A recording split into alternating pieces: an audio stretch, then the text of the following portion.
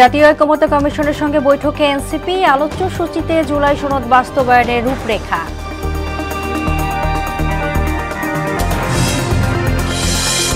কার্গা ভিলেজে আগুনের রহস্য উন্মোচনে ঢাকায় আসছে 4 দেশের বিশেষজ্ঞ, তদন্তে বেরিয়ে আসবে মূল ঘটনা, জানালেন স্বরাষ্ট্র উপদেষ্টা। 6 দশকে জমিতে সারের ব্যবহার বেড়েছে 75 গুণ, জটিল রোগে আক্রান্ত হচ্ছে মানুষ, রাসায়নিক প্রয়োগে কৃষকদের প্রশিক্ষণের আহ্বান। এবং মধ্যরাতে শেষ হচ্ছে মা ইলিশ রক্ষায় 22 দিনের নিষেধাজ্ঞা, সাগর নদীতে নামতে প্রস্তুত জেলেরা, কাঙ্ক্ষিত মাছ পাওয়ার প্রত্যাশা।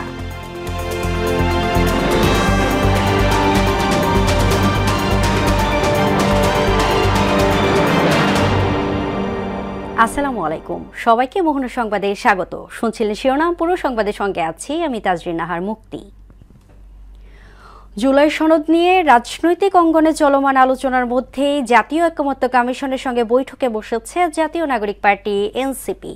সকাল 10টায় জাতীয় সংসদ ভবনের এলডি হলে এই বৈঠক শুরু হয়। এনসিপি সদস্য সচিব আক্তার হোসেনের নেতৃত্বে 5 সদস্যের প্রতিনিধি দল এতে অংশ নিচ্ছেন। অন্যরা হলেন দলের যুগ্ম আহ্বায়ক জাবেদ রাশিন, সারোয়ার তুষার, খালেদ সাইফুল্লাহ এবং যুগ্ম সদস্য সচিব জহিরুল ইসলাম মুসা। মূলত বৈঠকে জুলাই সনদের বিভিন্ন দিক এবং তা বাস্তবায়নের রূপরেখা নিয়ে কমিশনের সঙ্গে আলোচনা করছেন এনসিপি নেতারা। ঐকমত্য কমিশনের সহসভাপতি আলী রিয়াজ সহ বাকিরা বৈঠকে অংশ নিয়েছেন।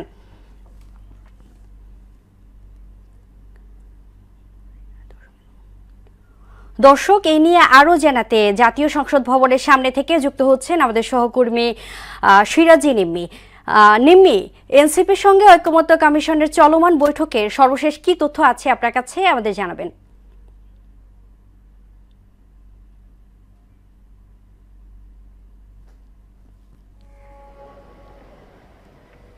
মুক্তি, ধন্যবাদ আপনাকে। আপনি যেমনটি বলছিলেন, আমি এই মুহূর্তে আছি জাতীয় ঐকমত্য কমিশনের সাথে জাতীয় নাগরিক পার্টি এনসিপির যে বৈঠকটি অনুষ্ঠিত হচ্ছে জাতীয় সংসদ ভবনের এলডি হলে, আমি সেখানেই আছি এবং এখানে সদস্যের যে প্রতিনিধি দল নাহিদ সিরাজি নিম্মি এবং এই সকাল 10:30টায় শুরু হওয়া এই বৈঠকে কিন্তু দলের সদস্য রয়েছে, সচিব আক্তার হোসেন রয়েছেন, যুগ্ম আহ্বায়ক রয়েছেন সারোয়ার তুষার, জাবেদ রাশিদ, খালেদ সাইফুল্লাহ ও যুগ্ম সদস্য সচিব জহিরুল ইসলাম মুসা। তো এই যে 5 সদস্য নিয়ে যে বৈঠকটি অনুষ্ঠিত হচ্ছে, এখন পর্যন্ত আসলে তারা যখন এসছেন এখানে, তারা কিন্তু গণমাধ্যমে কোনো কিছুই বলেননি যে আসলে তারা কি কি বিষয়ে কথা বলছেন। তবে ঐকমত্য কমিশনের পক্ষ থেকে জানা গেছে যে তারা আসলে জুলাই সনদ বাস্তবায়নের আইনি ভিত্তি যেটি রয়েছে সেই বিষয়েই তারা আজকে আলোচনা করবেন। তবে জুলাই সনদে স্বাক্ষর করবেন কিনা সেই বিষয়ে নিশ্চিতভাবে তারা আলোচনা করবেন কিনা এমন কোনো পরিষ্কার বা স্বচ্ছ তথ্য কিন্তু তারা গণমাধ্যমে এখন পর্যন্ত দেননি। যদিও উড়োভাবে কথা শোনাই যাচ্ছে যে হ্যাঁ, জুলাই সনদে তারা সই করবেন কিনা সেই বিষয়ে তারা কথা বলবেন, যদিও এখন পর্যন্ত কিন্তু আমি যেটা আগেই বলেছি এখন পর্যন্ত তেমন কোনো তথ্য নেই।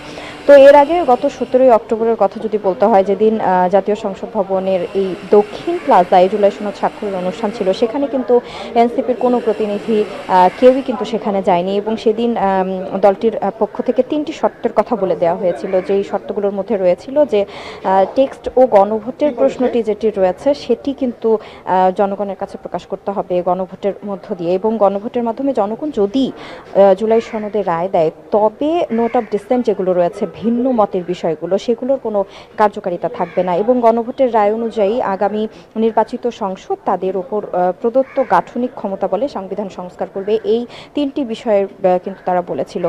তো এখন পর্যন্ত আলোচনা চলমান রয়েছে, 2.5 ঘন্টা ইতিমধ্যে হয়ে গেছে, হয়তো তারা বেরিয়ে আসবেন এবং গণমাধ্যমে কথা বলবেন তাদের আলোচনার বিষয়ে।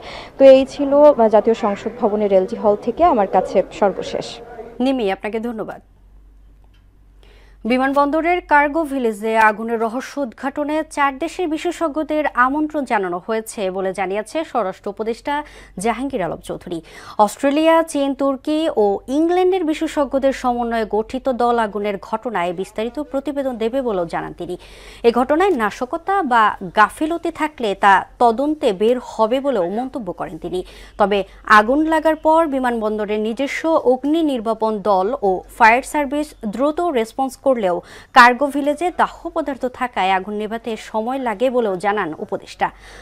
সকালে বিমানবন্দরে কার্গো ভিলেজ পরিদর্শন শেষে ব্রিফিংয়ে এসব কথা বলেন তিনি। 4টা দেশে ইনভাইট করছি তাদের আসার জন্য। ইংল্যান্ডকে ইনভাইট করা হয়েছে, আপনার অস্ট্রেলিয়ারে ইনভাইট করা হয়েছে, চায়নারে ইনভাইট করা হয়েছে, টার্কিরে ইনভাইট করা হয়েছে।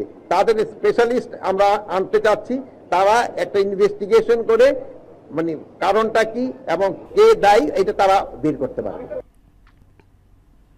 গেল 6 দশকে প্রতি হেক্টরে রাসায়নিক সারের ব্যবহার বেড়েছে 75 গুণ, আর গত 5 দশকে কীটনাশকের ব্যবহার বেড়েছে 10 গুণ। মাত্রাতিরিক্ত কীটনাশক ও রাসায়নিকের ব্যবহারে মাটি হারাচ্ছে উর্বরতা, দূষিত হচ্ছে খাবারের মূল উৎস, বাড়ছে স্বাস্থ্য ঝুঁকি। চিকিৎসকরা বলছেন এতে মানুষ ক্যান্সার সহ জটিল রোগে আক্রান্ত হচ্ছেন। আর মাটি পরীক্ষা ও সার প্রয়োগে মাঠ পর্যায়ে কৃষকদের প্রশিক্ষণের পরামর্শ কৃষি গবেষকদের। উষা ফেরদৌসের রিপোর্ট। খাবারের মূল উৎসই দূষিত হচ্ছে। 6 দশক আগে রাসায়নিক সারের ব্যবহার ছিল হেক্টর প্রতি 8 কেজির বেশি, বর্তমানে তা 75 গুণ বেড়ে হয়েছে 660 কেজি। পৃথিবীতে এত অল্প আবাদি জমিতে 6 মিলিয়ন টন রাসায়নিক সার ব্যবহারের নজির কোথাও নেই। রাসায়নিক সার ব্যবহারের বেশিরভাগই স্থানীয় বিক্রেতার পরামর্শে বাড়ানো হয়। এই জমি আমার এই যে গাছের পচাড়ি ধরছে, অমুক হয়েছে, বাবরি ধরছে, এইটা ধরি যা জল দেখান, তখন হয়তো বলে যে এই ওষুধ দেন। আমার ক্ষতি, সার বেশি দিলাম, টাকা খরচা বেশি হলো। 1972 সালে কীটনাশক ব্যবহারের পরিমাণ ছিল 4000 মেট্রিক টন। এরপর এর ব্যবহার দ্রুত বাড়তে থাকে। গেল 50 বছরের মধ্যে এর ব্যবহার অন্তত 10 গুণ বেড়েছে। পোকা তাও এবার করে না, তত না, মানে ওষুধ দিয়ে রাখতে হয়। খেতে জমি ফসল নালে তো লেবার খাটতে পারছে না, বুঝছেন তো, আমার প্রচুর ক্ষতি। বিশ্ব স্বাস্থ্য সংস্থার তথ্য মতে প্রতি বছর বিশ্বজুড়ে প্রায় 30 লাখ মানুষ কীটনাশক বিষক্রিয়ায় আক্রান্ত হয়। এর মধ্যে মৃত্যু হয় 2 লাখ মানুষের। বাংলাদেশেও এর প্রভাব বাড়ছে। কতটুকু জমিতে কতটুকু সার লাগবে অথবা সারের গুণগত মান ঠিক আছে কিনা এগুলো কিন্তু নিয়ন্ত্রণ নাই, যার জন্য বস্তার পর বস্তা কিন্তু সার কৃষকরা দিচ্ছে। আগের কি পরিমাণে সার আছে এগুলো কিন্তু মেজার করে, এগুলো যদি আমরা দেখে বুঝতে পারতাম যে আগে সার আছে তাহলে কম পরিমাণে সার দিলেও চলবে। এই মেজারমেন্ট টেকনিকটা আমাদের কৃষকের কাছে নাই। দেশের বেশিরভাগ খাদ্যে মাত্রাতিরিক্ত ক্যাডমিয়াম, আর্সেনিক ও ফসফরাস পাওয়া যাচ্ছে। সবজিগুলোতে arsenic, silver, cadmium, chromium, molybdenum, nickel, lead, antimony ও ভ্যানাডিয়াম নামের বিষাক্ত ভারী ধাতু পাওয়া যাচ্ছে। আমরা যদি হেভি মেটাল সমৃদ্ধ এইসব খাবারগুলো খাই, আলটিমেট হচ্ছে ওই খাবারের যে ফাইবারের গুণাগুণ, যেগুলো খেলে আমাদের পেট ক্লিয়ার হয়ে যাওয়ার কথা, সেগুলো গুণাগুণ না থেকে বরং হচ্ছে উল্টা দিয়ে ঘটতেছে। এই হেভি মেটালগুলো কনস্টিপেশন করতেছে। আলটিমেট হচ্ছে জিআই ইনটলারেন্স হচ্ছে, পেটে ব্যথা হচ্ছে, বমি হচ্ছে। হেভি মেটালের লেভেল যত বেশি বাড়তেছে, আমাদের জিআই যেখানে আমরা খাচ্ছি সেটা হচ্ছে রক্ত দূষিত হচ্ছে, লিভার এটাকে ডিটক্সিফাই করতে পারতেছে না, কিডনি এটাকে বের করে দিতে গেলে নিজে নষ্ট হয়ে যাচ্ছে। সমস্যার সমাধানে মাটি পরীক্ষার মাধ্যমে অঞ্চল ভিত্তিক সুষম সার ব্যবহারের তাগিদ দিয়েছেন গবেষকরা। উষা ফেরদৌস, মোহনা সংবাদ, ঢাকা। দেশে ডেঙ্গুর নতুন হটস্পট হয়ে উঠেছে ময়মনসিংহ। প্রতিদিনই ময়মনসিংহ মেডিকেল কলেজ হাসপাতালে বাড়ছে রোগীর সংখ্যা। এতে উদ্বিগ্ন চিকিৎসকরা। প্রতিরোধে সবাইকে সতর্ক ও সচেতন হওয়ার পরামর্শও দেন তারা। রুবায়েত বাপির প্রতিবেদন, জানাচ্ছেন আফরিন পপি। ময়মনসিংহ সিটি কর্পোরেশন এলাকায় ডেঙ্গু রোগীর সংখ্যা দিন দিন বৃদ্ধি পাচ্ছে। ডেঙ্গু রোগী বাড়ায় উদ্বিগ্ন রোগী ও চিকিৎসকরা। চলতি মাসে এরই মধ্যে একজনের মৃত্যুসহ শতাধিক রোগী হাসপাতালে ভর্তি হয়েছেন।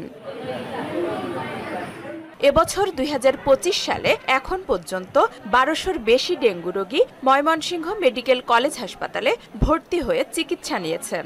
এর মধ্যে এবছর এখন পর্যন্ত 10 জন ডেঙ্গু রোগী মারা গেছেন। প্রচন্ড শরীর ব্যথা, মাথা ব্যথা, বমি ছিল, আমার এই রক্তের অনেকটাই কমেছিল। এই যেটা থাকে 1 লাখের উপরে, এটা আমার 60,000-এ আসছিল। ডেঙ্গু হওয়ার পরে যে পরিমাণ ছিল বলছিল বাসায় থেকে ট্রিটমেন্ট সম্ভব, কিন্তু না, ওই দিন রাতের বেলায় আরো পজিশন খারাপ, যার জন্য হাসপাতালে ভর্তি হতে হয়েছে। জ্বর আসছিল, শরীর দুর্বল ছিল, অনুভূতি খুবই খারাপ, শরীর অসুস্থ রেখে বেলায় থাকতে পারি না, বসে থাকতে পারি না। প্রথম দিকে জ্বর ছিল অনেকদিন, প্রায় 4 দিন, তারপরে জ্বর নাই, প্লেটলেট কমে গিয়েছিল, আস্তে আস্তে ইমপ্রুভ হচ্ছে। সবাইকে সতর্ক হওয়ার পাশাপাশি বিভিন্ন পরামর্শ দিয়েছেন ডেঙ্গু ওয়ার্ডে দায়িত্বরত চিকিৎসক। মশা নিধন কর্মসূচি আরো জোরদার করা উচিত।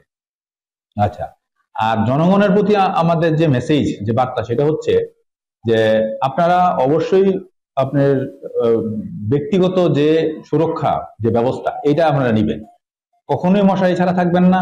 ডেঙ্গু থেকে বাঁচতে সবাইকে সতর্ক হওয়ার পাশাপাশি দিনে ঘুমানোর সময় মশারি টানানো ও বাড়ির আশপাশ পরিষ্কার পরিচ্ছন্ন রাখার পরামর্শ চিকিৎসকদের। আফরিন পপি, মোহনা সংবাদ। ইলিশের প্রজনন মৌসুমে মাছ ধরার 22 দিনের নিষেধাজ্ঞা শেষ হচ্ছে আজ মধ্যরাতে। ফলে রাতেই নদীতে মাছ ধরার জাল, নৌকা ও ট্রলার মেরামত করে সম্পূর্ণ প্রস্তুতি সেরেছে জেলেরা। তারা আশা করছেন কাঙ্ক্ষিত পরিমাণ ইলিশ ধরে ধার দেনা পরিশোধের মাধ্যমে ঘুরে দাঁড়াতে পারবেন। এদিকে জেলা মৎস্য অফিসগুলো জানায় অভিযানে অসাধু জেলেদের আটক করে বিভিন্ন মেয়াদে সাজা ও জরিমানা করা হয়েছে। তাই অভিযান সফল হওয়ায় প্রত্যাশা অনুযায়ী মাছ পাবেন জেলেরা।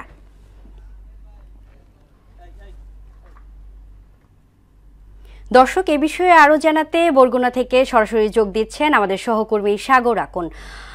সাগর, মধ্যরাতে মাছ ধরা নিষেধাজ্ঞা শেষ হওয়ার আগে জেলেরা কি ধরনের প্রস্তুতি নিচ্ছেন, বিস্তারিত জানাবেন।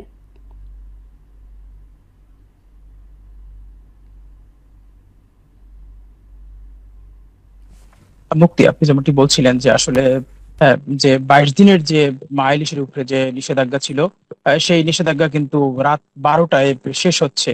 এবং আমি যদি বলি যে জেলেরা কিন্তু সর্বোপরি সবকিছু নিয়ে তারা প্রস্তুত রাত 12টার অপেক্ষায় যে তারা নদীতে এবং সমুদ্রে রওনা করবেন। আমরা জেলে পল্লীগুলিতে সকাল থেকে ঘুরে দেখেছি যে অসংখ্য ট্রলার কিন্তু যে দেশের যে দ্বিতীয় বৃহত্তম মৎস্য অবতরণ কেন্দ্র পাথরঘাটা, সেই পাথরঘাটায় যে বরফ মিল রয়েছে অর্ধশতাধিক, সেই বরফ মিলগুলোর কাছাকাছি কিন্তু চলে গিয়েছে বরফ লোডের জন্য।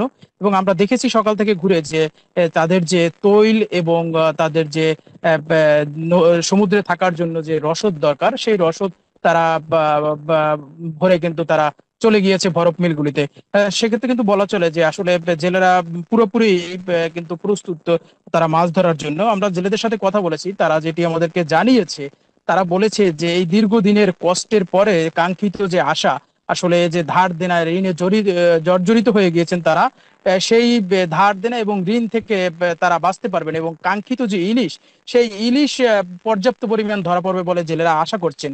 একটি বিষয় আপনাকে জানিয়ে রাখি, আমি সকালে দেখেছি যে বিষখালীর মোহনায় আসলে বরগুনায় সর্বোপরি যে মৎস্য বিভাগের যে তৎপরতা দেখেছি, কিন্তু আজকে শেষ মুহূর্তে এসে দেখেছি এখানে কিন্তু কিছু অসাধু জেলেরা ছোট ছোট ট্রলার নিয়ে কিন্তু মাছ শিকার করছে এই বিষখালী নদীর মোহনায়।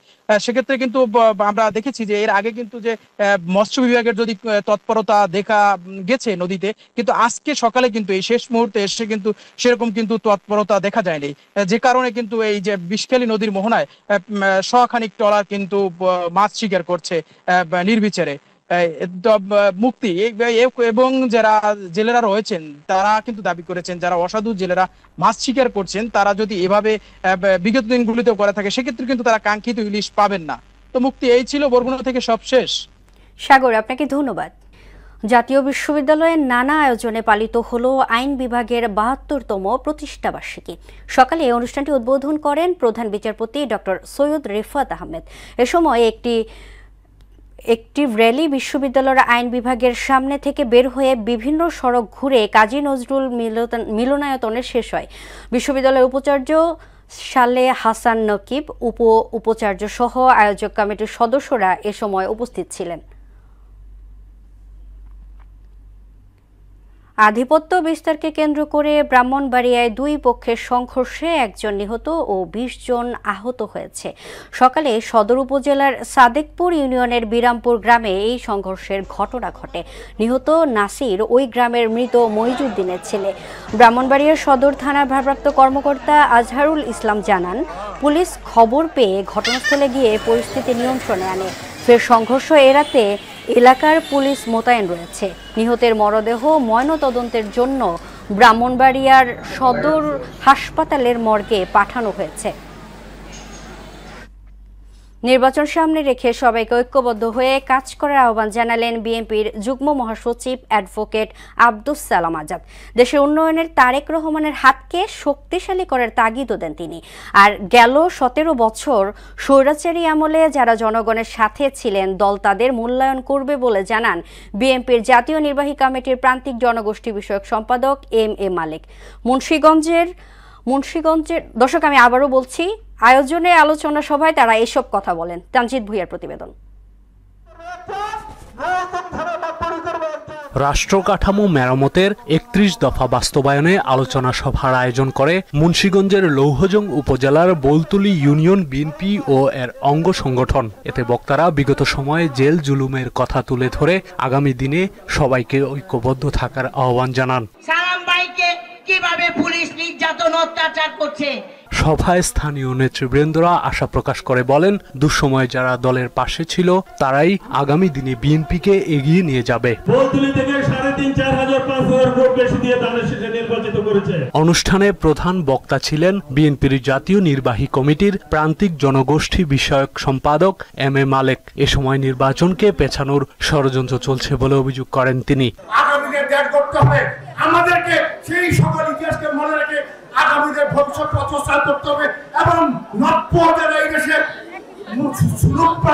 আপনাদের কাছে আসে তাদেরকে আপনাদের বিতাড়িত করতে হবে। গেল 17 বছর স্বৈরাচারী শাসন আমলে যারা জনগণের পাশে ছিলেন বিএনপি তাদের মূল্যায়ন করবে বলেও জানান এম এ মালেক। কেন এত চিন্তা করতে হবে? তারেক জিয়া ওখানে বসে আছেন, আপনাদের কোনো চিন্তা না। যিনি এতে প্রধান অতিথি হিসেবে দলের যুগ্ম মহাসচিব আব্দুস সালাম বলেন, শেখ হাসিনা গুম খুনের মাধ্যমে বাকশাল কায়েম করতে চেয়েছিল, আর বিএনপি 31 দফা বাস্তবায়ন করে আধুনিক বাংলাদেশ গড়ে তুলবে। 31 দফার মধ্যে যদি রাষ্ট্র ফিরে আসতে পারে তাহলে আমাদের দেশটি একটি উন্নয়নশীল রাষ্ট্র হিসেবে প্রতিষ্ঠিত হবে। দেশের মঙ্গলের জন্য, দেশের উন্নয়নের জন্য বাংলাদেশ জাতীয়তাবাদী দলের বিকল্প কোনো দল নাই। দেশের মানুষ হাসিনাকে পালিয়ে যেতে বাধ্য করেছে উল্লেখ করে তিনি বলেন, তারেক রহমানের হাত শক্তিশালী করতে ধানের শীষকে বিজয়ী করতে হবে। এখন আর কোনো ষড়যন্ত্রকে বরদাস্ত করা হবে না। ষড়যন্ত্রকে উপেক্ষা করে আগামী ফেব্রুয়ারি মাসে নির্বাচন হবেই হবে। আর কোনো ষড়যন্ত্রকে প্রশ্রয় দেওয়া হবে না বলেও হুঁশিয়ারি দেন আব্দুস সালাম আজাদ। দেশনেত্রী বেগম খালেদা জিয়া এবং তাদের নেতৃত্বের মধ্যে দিয়ে একটি সুন্দর রাষ্ট্র ব্যবস্থা প্রতিষ্ঠিত হবে। লৌহজংয়ের মুন্সিগঞ্জ থেকে তানজিদ ভুঁইয়া, মোহনা সংবাদ। কুড়িগ্রামে আকস্মিক বন্যায় বেড়েছে ক্ষয়ক্ষতি। সবচেয়ে বেশি ক্ষতিগ্রস্ত হয়েছে রোপা, আমন ধান, সবজি এবং অন্যান্য মৌসুমী ফসল। কষ্টের ফসল নষ্ট হয় দিশেহারা কৃষকরা। ক্ষতি কমাতে কৃষকদের প্রয়োজনীয় পরামর্শ দিচ্ছেন কৃষি কর্মকর্তা। ওমর ফারুকের প্রতিবেদন, জানাচ্ছেন তাসিন তারিন। টানা বৃষ্টি আর পাহাড় থেকে নেমে আসা উজানের ঢলে কুড়িগ্রামের ব্রহ্মপুত্র, তিস্তা, ধরলা সহ সবকটি নদীর পানি বৃদ্ধি পাওয়ায় দেখা দেয় আকস্মিক বন্যা। এবার বন্যায় পানির সাথে এসেছে প্রচুর পলিমাটি। এতে চরাঞ্চলে ও নিম্নাঞ্চলে চাষ করা রোপা, আমন, বেগুন, মরিচ সহ নষ্ট হয়েছে বিভিন্ন ফসল। বের হয়ে গেছে অসংখ্য পুকুরের মাছ। ধার দেনা করে লাগানো কষ্টের ফসল নষ্ট হওয়ায় দিশেহারা কৃষকরা। আবাদ করছিলাম 6 বিঘা, 2 বিঘা ঠিক আছে, 4 বিঘা হয়ে গেছে বন্যায়। মাছ, তারপর ধান, এগুলো আসলে তলায় যায়, মানুষ তো নিঃস্ব হয়ে গেছে। ক্ষেত বাহার গুলো মনে করেন বালু পরে, মনে করেন মেদ পরে এগুলো তলায় গেছে। হ্যাঁ, এগুলো ক্ষেত তো আর হবে না। ফলটুল পড়িয়ে আবাদগুলো একদম নষ্ট করে ফেলেছে। এই আবাদ আর হবারে নাই। ক্ষয়ক্ষতির পরিমাণ নিরূপণ করতে মাঠ পর্যায়ে কাজ করছে উপজেলা কৃষি দপ্তরের কর্মকর্তারা। আর ক্ষতি কমাতে কৃষকদের প্রয়োজনীয় পরামর্শ দিচ্ছে কৃষি বিভাগ। আমরা বিভিন্ন উপজেলা থেকে অলরেডি রিপোর্ট চেয়েছি। আমরা রিপোর্টটা পেলেই আমরা আসলে বলতে পারবো যে ক্ষয়ক্ষতিটা কিরকম হয়েছে বা এটা টাকায় কতটুকু ক্ষয়ক্ষতি হয়েছে সেটা আমরা বলতে পারবো। পানি নামলেও নিচু এলাকায় রয়েছে জলাবদ্ধতা। এই অবস্থায় ক্ষতি পুষিয়ে নিতে সরকারি সহায়তা চান ক্ষতিগ্রস্তরা। তাহসিন তারিন, মোহনা সংবাদ। আন্তর্জাতিক প্রসঙ্গ। অবৈধ মাদক পাচারের অভিযোগে ক্যারিবীয় সাগরে একটি সামরিক জাহাজে বিমান হামলা চালিয়েছে যুক্তরাষ্ট্র। এতে নিহত হয়েছে 6 জন। এদিকে মাদক চোরাচালান রোধে ব্যর্থতার অভিযোগে কলম্বিয়ার প্রেসিডেন্ট গুস্তাভো পেত্রোর উপর নিষেধাজ্ঞা দিয়েছে যুক্তরাষ্ট্র। অন্যদিকে পাকিস্তানে খাইবার পাখতুনখোয়া প্রদেশে পুলিশের গাড়িতে বোমা হামলায় এসপি সহ প্রাণ গেছে 3 সদস্যের। কাজী শাহরিনের রিপোর্ট। ক্যারিবীয় সাগরে আবারও বিমান হামলা চালিয়েছে যুক্তরাষ্ট্র। অবৈধ মাদক পাচারের অভিযোগে একটি সামুদ্রিক জাহাজে এ হামলা চালানো হয়। এতে কমপক্ষে 6 জন নিহত হয়েছে বলে জানা গেছে। মার্কিন ডিফেন্স সচিব পিট হেগসেথ সর্বশেষ এ হামলার খবরটি নিশ্চিত করেছেন। নিহতদের ভেনেজুয়েলা ভিত্তিক গ্যাং ট্রেন ডি আরাগুয়ার সদস্য হিসেবে নিশ্চিত করেন পিট হেগসেথ। তিনি জানান এ হামলা প্রেসিডেন্ট ডোনাল্ড ট্রাম্পের অনুমোদনে করা হয়েছে।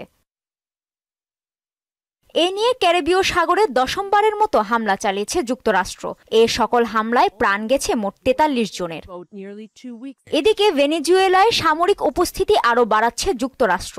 এরই অংশ হিসেবে ল্যাটিন আমেরিকার অভিমুখে একটি বিমানবাহী রণতরী স্ট্রাইক গ্রুপকে মোতায়েন করার নির্দেশ দিয়েছেন ট্রাম্প। যদিও এই সিদ্ধান্তকে মাদক পাচারের বিরুদ্ধে লড়াইয়ের পাশাপাশি অঞ্চলটিতে সামরিক শক্তি জোরদার করতে নেওয়া হয়েছে বলে জানায় ওয়াশিংটন।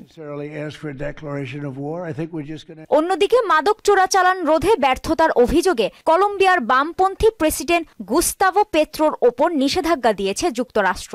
একই সঙ্গে নিষেধাজ্ঞার আওতায় আনা হয়েছে কলম্বিয়ার স্বরাষ্ট্রমন্ত্রী আর্মেনান্দো বেনেদিত্তি, প্রেসিডেন্ট পেত্রোর স্ত্রী ও জ্যেষ্ঠ পুত্রকেও। তবে স্বরাষ্ট্রমন্ত্রী আর্মান্দো এই নিষেধাজ্ঞা প্রত্যাখ্যান সহ মাদকের অভিযোগ অস্বীকার করেছেন। এদিকে পাকিস্তানের খাইবার পাখতুনখোয়া প্রদেশের হাঙ্গু জেলায় পুলিশের গাড়িতে বোমা হামলা চালিয়েছে দুর্বৃত্তরা। এতে এসপি সহ প্রাণ গেছে 3 পুলিশ সদস্যের। কাজী শাহরিন, মোহনা সংবাদ। 93 বছর বয়সে না ফেরার দেশে পাড়ি জমালেন থাইল্যান্ডের রানী সিরিকিত। তিনি দেশটির বর্তমান রাজা মহা ভাজিরালঙ্কর্ণের মা এবং দেশের প্রয়াত এবং দীর্ঘতম রাজত্বকারী রাজা ভূমিবল আদুলিয়াদেজের স্ত্রী। শুক্রবার স্থানীয় সময় রাত 11টার পর ব্যাংককের একটি হাসপাতালে তিনি শেষ নিঃশ্বাস ত্যাগ করেন বলে জানিয়েছে থাই রয়্যাল হাউসহোল্ড ব্যুরো। বিবিসির তথ্যমতে বিভিন্ন রোগে আক্রান্ত হয়ে সিরিকিত 2019 সাল থেকে হাসপাতালে ছিলেন। তবে চলতি মাসে তার রক্তের সংক্রমণ ধরা পড়ে। প্রসাদ কর্তৃপক্ষ জানিয়েছে রানী সিরিকিতের মরদেহ ব্যাংককের গ্র্যান্ড প্যালেসের দুশিত থর্ন হলে রাষ্ট্রীয়ভাবে শায়িত থাকবে। ক্রিকেটে এমন ঘটনা নজিরবিহীন। কোনো জাতীয় দলের অধিনায়ক একই সঙ্গে বোর্ডের গুরুত্বপূর্ণ প্রশাসনিক দায়িত্ব পালন করছেন। এমন ঘটনাই ঘটিয়েছে পাকিস্তানের ক্রিকেট বোর্ড পিসিবি। দেশটির বর্তমান টেস্ট অধিনায়ক শান মাসুদকে আন্তর্জাতিক ক্রিকেট পরামর্শকের পদে নিয়োগ দেওয়া হয়েছে। পিসিবির এক বিজ্ঞপ্তিতে এই সিদ্ধান্তের কথা নিশ্চিত করেছে। বর্তমানে পাকিস্তানের টেস্ট দলে নেতৃত্ব দেয়া শান মাসুদের দল দক্ষিণ আফ্রিকার বিপক্ষে সদ্য সমাপ্ত টেস্ট সিরিজ খেলছে। টি-20 সিরিজ শুরুর আগে অতিথি দক্ষিণ আফ্রিকা দলকে নিয়ে আয়োজিত এক ডিনার পার্টিতে এই নিয়োগের ঘোষণা আসে। পিসিবি চেয়ারম্যান মহসিন নকভির সভাপতিত্বে অনুষ্ঠিত সে অনুষ্ঠানে উপস্থিত ছিলেন পাকিস্তানের প্রধানমন্ত্রী শেহবাজ শরীফ। শেষ করব মোহনা সংবাদ। যাবার আগে শিরোনাম দেখে নিচ্ছি আরও একবার।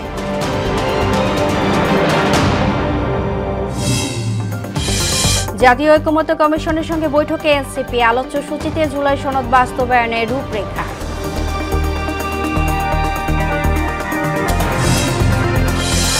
কার্গো ভিলেজে আগুনের রহস্য উন্মোচনে ঢাকায় আসছে 4 দেশের বিশেষজ্ঞ। তদন্তে বেরিয়ে আসবে মূল ঘটনা, জানালেন স্বরাষ্ট্র উপদেষ্টা।